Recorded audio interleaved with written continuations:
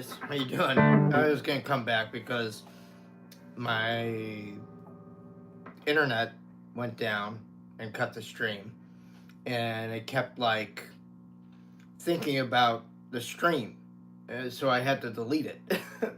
So I just thought I'd come back and do a new stream. That's what happened to the stream.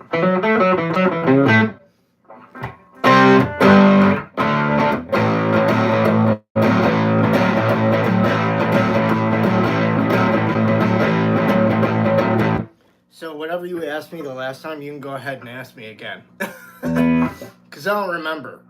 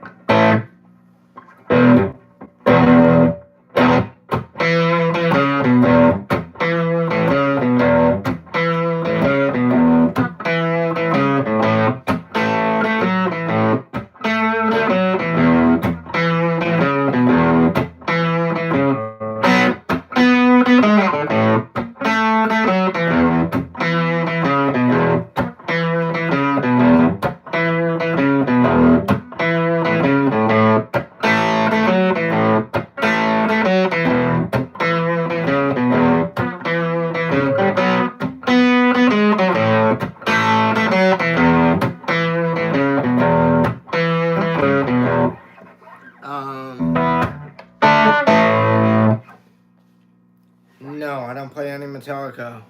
I'm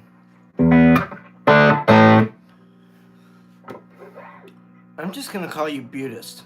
AC/DC. I don't know that. I don't know what that is.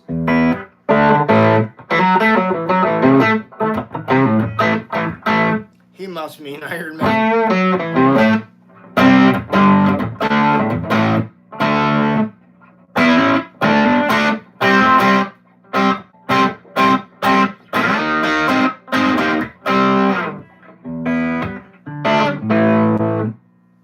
Oh, as I Can't Hold Out. That song? That was I Can't Hold Out by Eric Clapton off the 461 Ocean Boulevard. It was originally written by Elmore James. I just talked to my baby on the telephone. She said, stop what you're doing, baby, come on home. But I can't hold out. Can't hold out too long.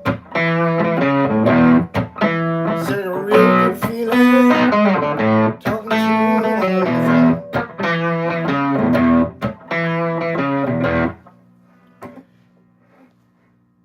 It's a good song for my range. It was also a good song for me to do to lay back of hitting my audience over the head with a blunt object, which is the best way to describe my three-piece. Because we were like a fucking wrecking ball. I think a lot of times we would go perform here, when I say here in the area, in the Phoenix, Tempe, Scottsdale, Mesa area. We would play in these bars and just fucking bulldoze the place. And walk in there and fucking clean it up. You know, I had a very like cream like mentality back then, and I just wanted to fucking go everywhere and destroy everything in my wake. I wanted to lay everything to waste. I wanted people to know that we had played there.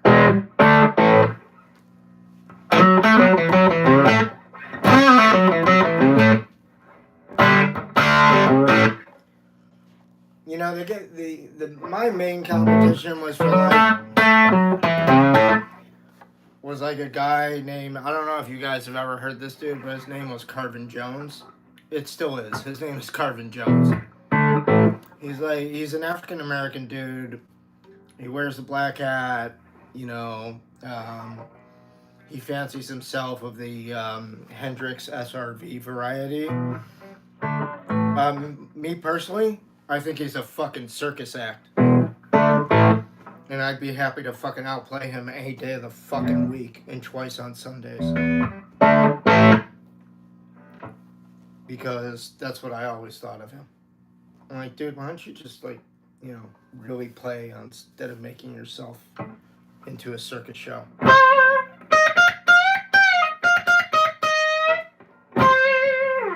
But you know, he got the gigs by going out there and telling everybody, hey, I'll play your place for free.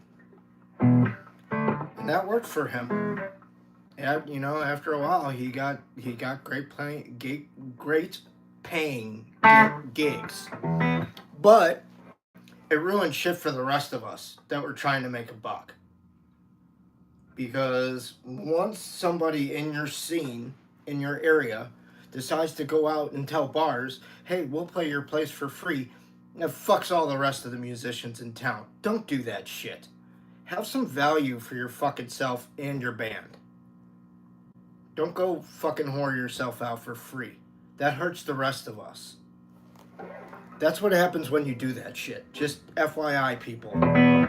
And if you don't think it does, you better think long and hard again. That's why when somebody comes to me and says, you know, will you play blah, blah, blah, blah, blah, I'll be like, no, not until you pay me. I'm not lifting a fucking finger. And that's how I roll now. I don't care.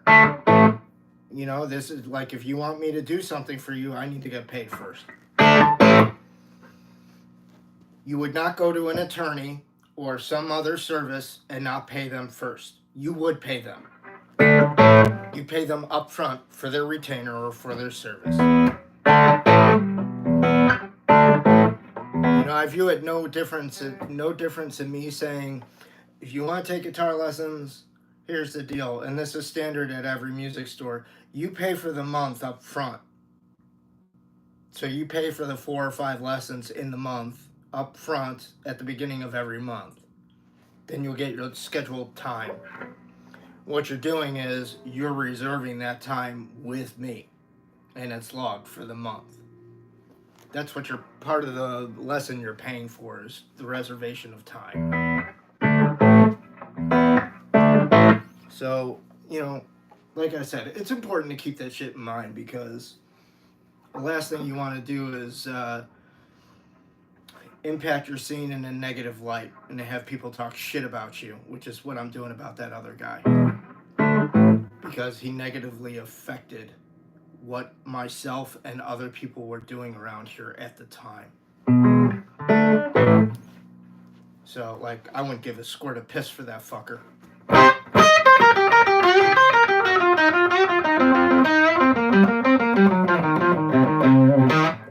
But I'll tell you who I would give a squirt of piss to. A local boy who's made good is JD Simon. I'm very happy JD's done well for himself. He, you know, he used to, when he was like, I think in his teenage years, he used to come by the music shop that I taught lessons at. I never taught him a lesson, just to be clear. but I knew him, and I'd see him at some of the open mics. His parents would take him around. His mom mostly. Yeah, he's very good. But when I was doing my thing and promoting my record, my CD, he would like come up to me like a little puppy and try and talk to me, and I was kind of a dick and shitty to him, and I apologize about that. But I was very focused in doing something original, and I was just like, who's this like little 14-year-old fucking kid going around copying Stevie Ray Vaughan or whatever? I was just like, and his mom acts like the Colonel from Elvis. It was just a really like weird thing for me to see that. That wasn't the only kid I saw, hoed out by their folks in town. There was another kid here named Nick Sterling. I don't know what happened to him, but him and his dad came by Soulcactus Sound one time and just spun my wheels and bought nothing. It kind of pissed me off. I mean, I don't know if his dad thought I was gonna like give him gear for free or something, or it was just weird. But like by the time I went into business, JD left here, which was, I believe, the smart move, and went to Nashville. And so while I spent selling amps and effects, he was trying to play his ass off and make it in Nashville. And I believe his story is that on the very last day, he was playing on a street corner trying to get some money to pay for rent or whatever. And he was I think he said he was going to leave like the next day or whatever. He just had enough. And that day, he got a gig in town at a local house place with a band. So now he was playing every week. He got that gig. That was some income for him. He could stay. And that was his break. And he was playing. I can't remember which guy in town. It was Don somebody or other. And Daniel Donado, who's on a rise to fame right now. He's a kick-ass guitar player. He played with JD in this band. I mean, these are two probably of the greatest blues and country players that are walking around God's green earth right now.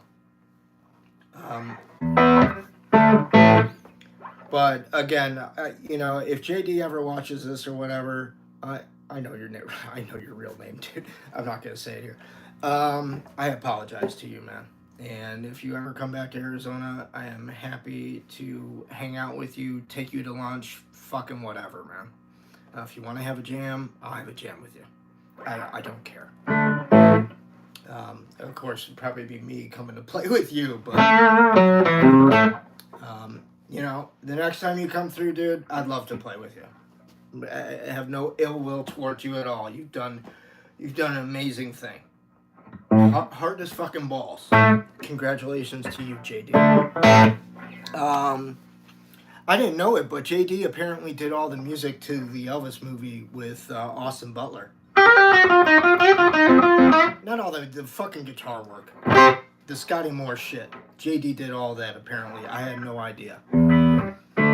And I think he's one of the top studio cats in Nashville currently. So he's played with a fuck ton of people.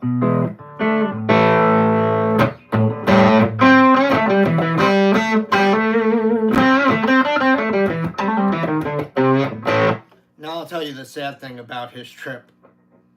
He'll never go beyond where he's at. And he may be happy with that. And if that's the case, I'm happy for him. But like for me personally, I don't know if that would be enough to satisfy me personally, considering where my lofty expectations were of what I wanted to do in this industry. Still playing bars at this age, yeah, fuck no. I either make it the jump to House of Blues or theaters or I'm not gonna fucking do it at all. That's how I feel about that shit now.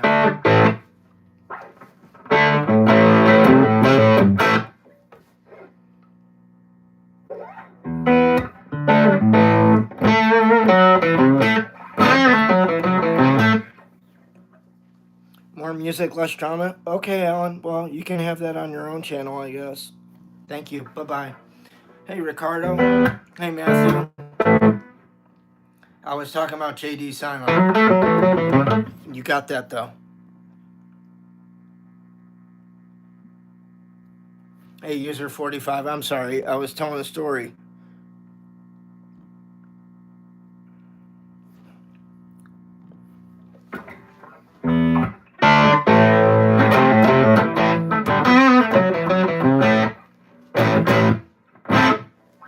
Still playing with a dry tone here. That's the natural breakup of the amp that you're hearing.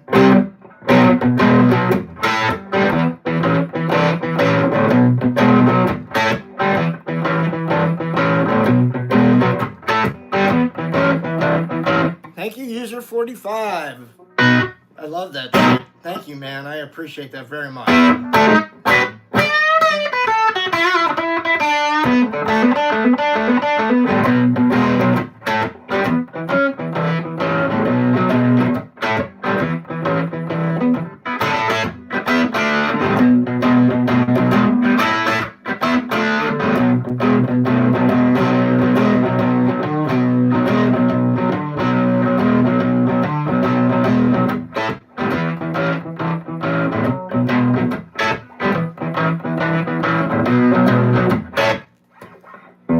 I'm glad you appreciate the music. That was a little bit of Midnight Rambler. And I like that kind of tone for that kind of song. You know, it's basically what I've always gone for is a semi-broken up, clean rhythm tone that had a little bit of edge to it, but it wasn't like overdone to the point where there's too much saturation, there's too much distortion, everything's starting to sound like mud, and you lose your definition in your notes and stuff like that. I don't like that. I'd rather take it here.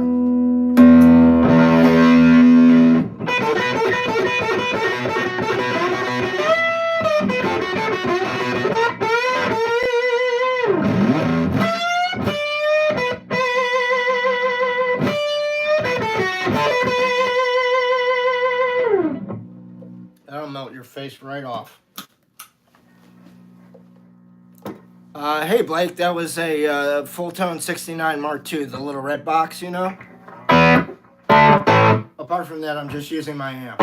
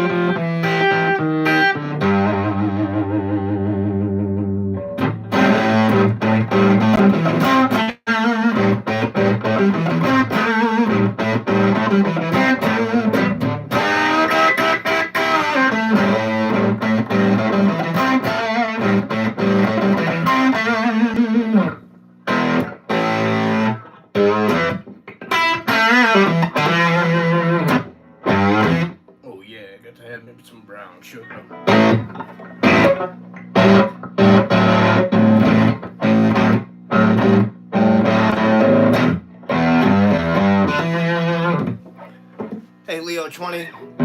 Thanks, Dallas. I appreciate that.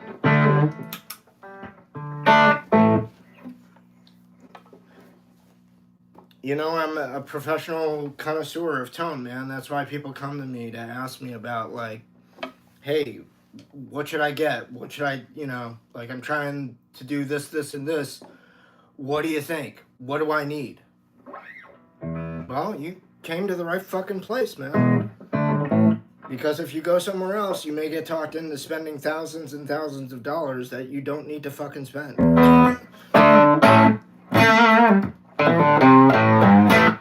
That's why I don't agree with some of the other channels that are out there, folks. So be wary. Let's see. Blake, I don't know any Slash. Unless you count this, I guess.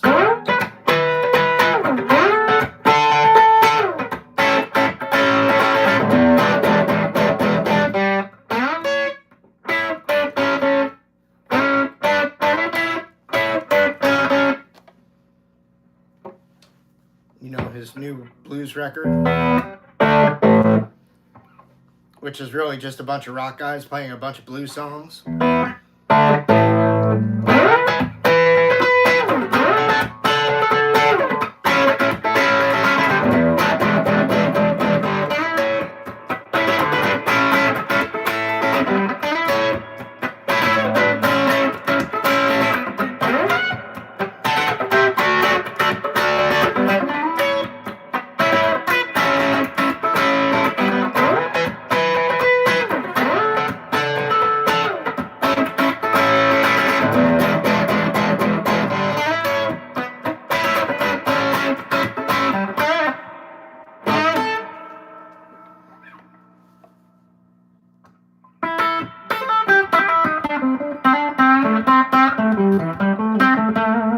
Thank you, user 45.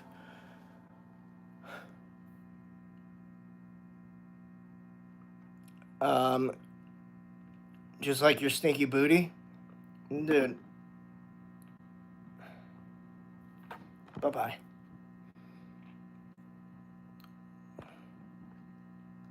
What'd you say? Sorry.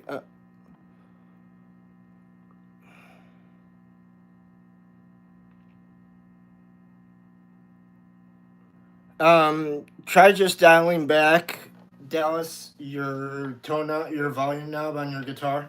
See what happens. Instead of it being on 10, turn it down to 9 or 8.5. Hey, Thomas. No. I'm not a huge Iomi fan, dude. That's not the reason I own an SG.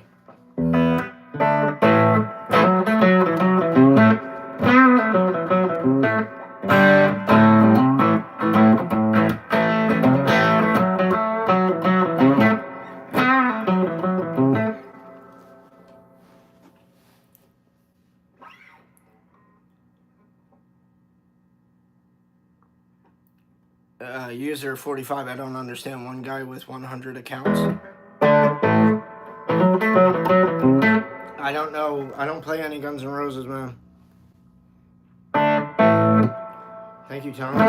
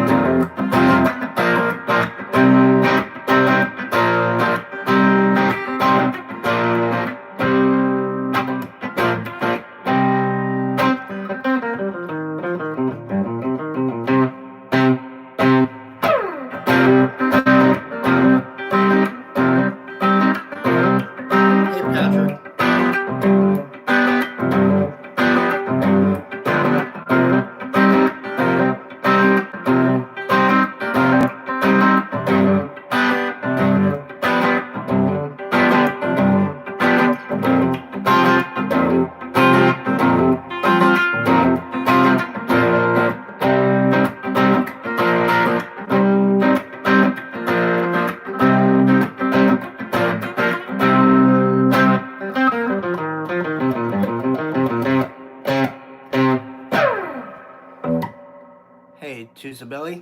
How are you? That's a song called Latin Moon. I wrote that back in 1997.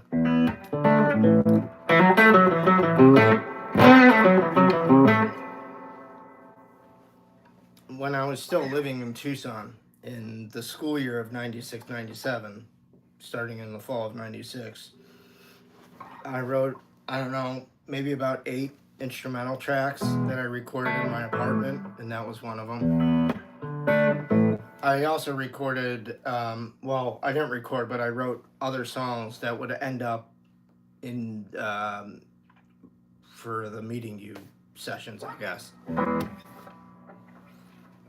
And that's when I started putting, well, it's when I was being encouraged by my friend to start singing and playing and just be my own version of Eric Clapton, basically. Can I play my favorite riff? How old am I? Darlington, I am 53. I bet that's not what you were expecting. User 45, I love you. You guys can all buy stickers, by the way. That helps me out. It goes directly to me. It doesn't go anywhere else. I mean, the U.S. government's going to take some, but ultimately it goes to me. Yes, I can.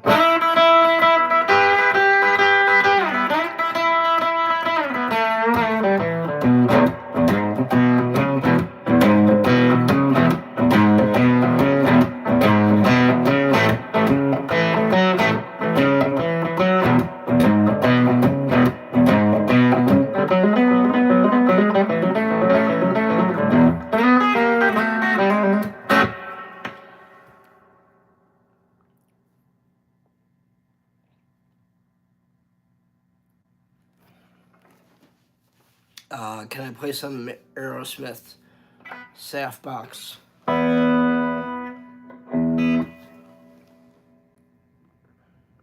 Fuck off.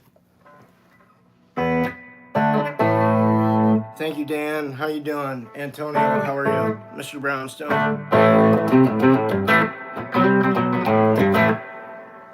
Thank you, Mr. Brownstone. I appreciate that. He's right, Dan.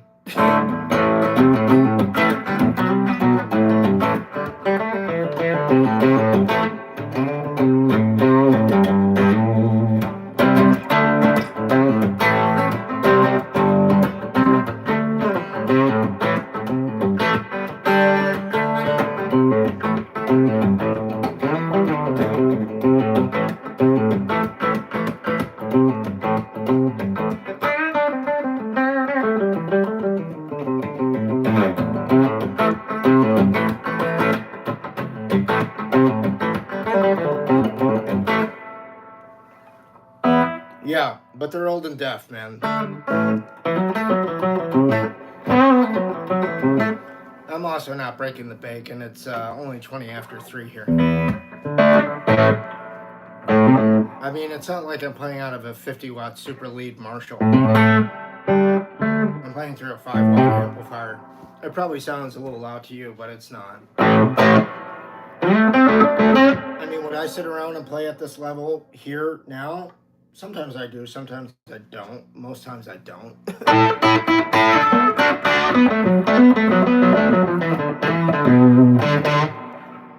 Oh, second Dan. Hey. Or actually, first Dan. Thank you, Dan. How you doing, man? Good to see you. I appreciate that, brother.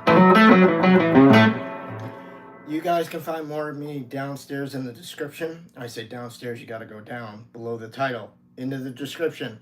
You can find my Patreon page, my Instagram page. So if you want to go buy some of my tunes, Patreon. If you want to follow me on Instagram, you can do that too.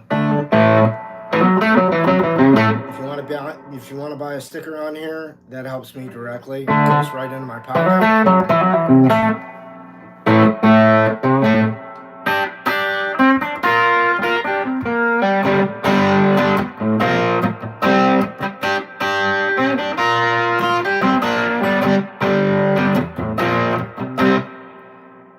No, I'm not going to play Are You Going My Way?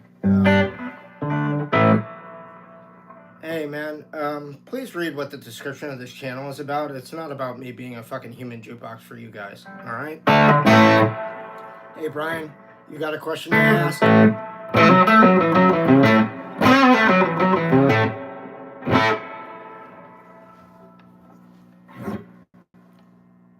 Get lost, fucktard. Ooh, you called him a fucktard. Yeah, I did. With that fucking kind of bullshit. Hey, Marco. I'm gonna try deciphering your message to me, but I'm thinking you want some Elvis played.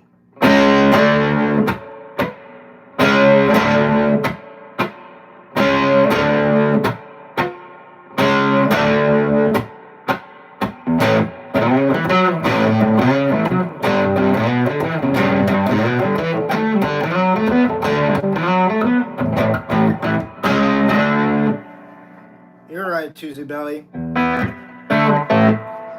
Thanks again, user 45.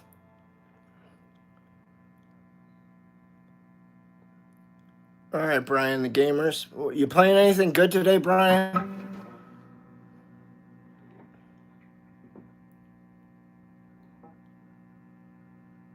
Gold tip jacks give a better signal output. Who'd you hear that from? Eric Johnson?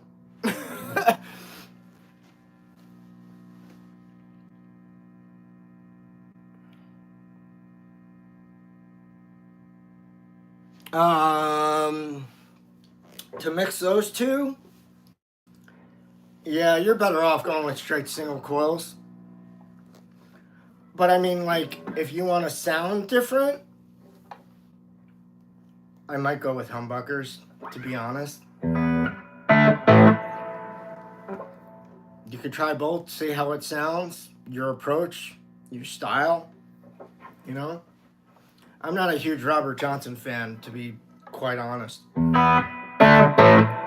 Like, I gravitated more towards Elmore James, Muddy Waters, Howlin' Wolf, the electrified version. Robert Johnson, to me, I respect his catalog and his playing and everything else. It just sounds very primitive to me. It's not something I enjoy listening to. I know that's weird for a blues guy to say, but you know what? Sue me. I don't have to fucking like everything. That's my choice. Oh, you're playing Call of Duty? That's cool, man.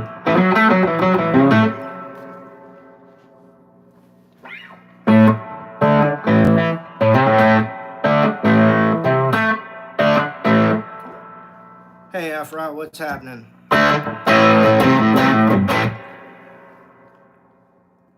You know, okay, to answer the question about the input jack,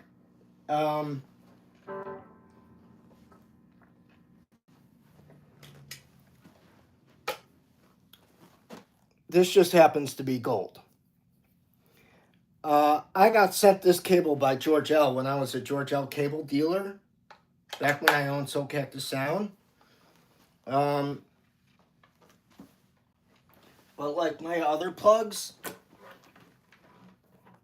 they're you know, silver or nickel or whatever. I don't. They don't sound any different. And as far as using the blue or a red or a black by George L., I think the shit all sounds the same. That's my opinion, but you know, you're also talking to a person that has ringing in their ears every day from time to time.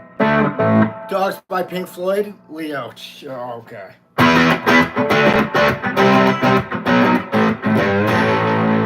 Where's that sheep?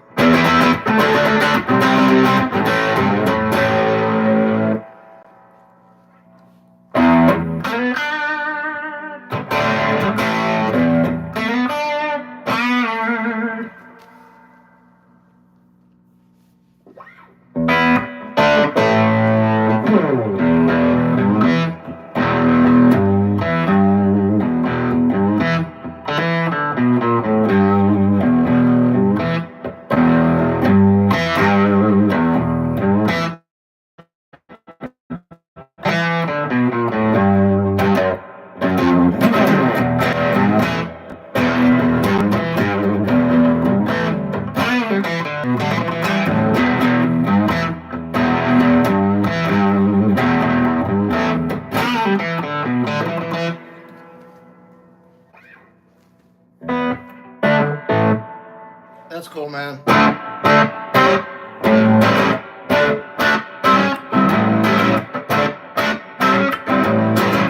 Yeah, have a cigar is cool. Which one's pink?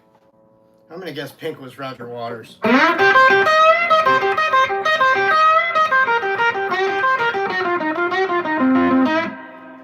I like echoes a lot too.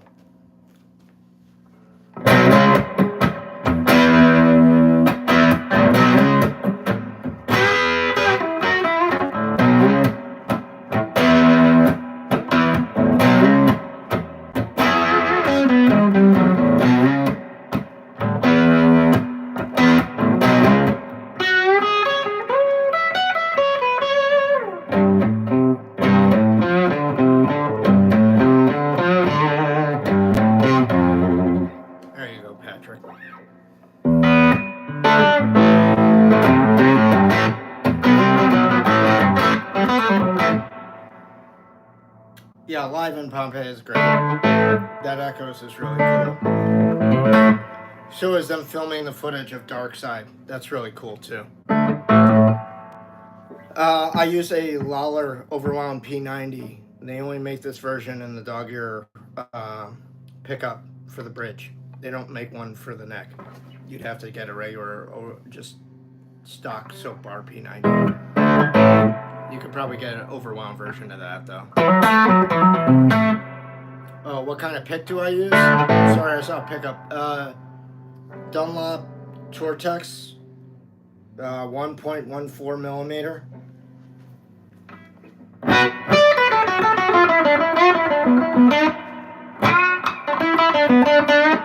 It's not as heavy as some picks, but it's not as pliable as like medium picks. It sits between like a medium and a heavy, and it has a little bit of texture on it.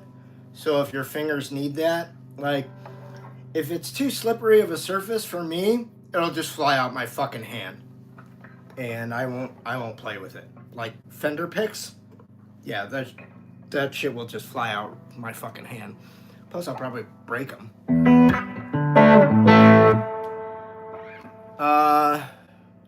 Nicodem. No, I don't know that. Curbano. Play Project Pat. You play Project Pat. Hey, Dario. How are you?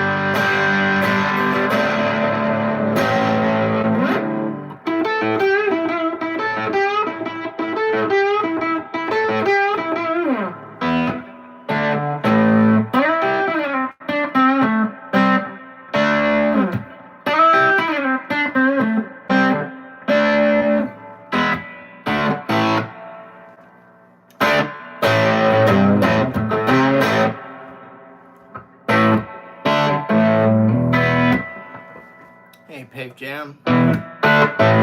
Thanks, user 45. Alright guys, this has been going on 40 minutes. I'm going to cut it loose here because I'll be back in a few hours to do the second stream. Alright, the evening stream. It'll be at 6 p.m. Standard Pacific time, so 9 p.m. Eastern Standard Time. Be here or be square. Until that time, be good to yourselves and be good to the ones around you, yeah? Love you guys. I'll catch you on the flip side for another one. Peace out. Bye-bye. Wait, favorite SG Junior player? Mark Ford. and myself. Bye-bye.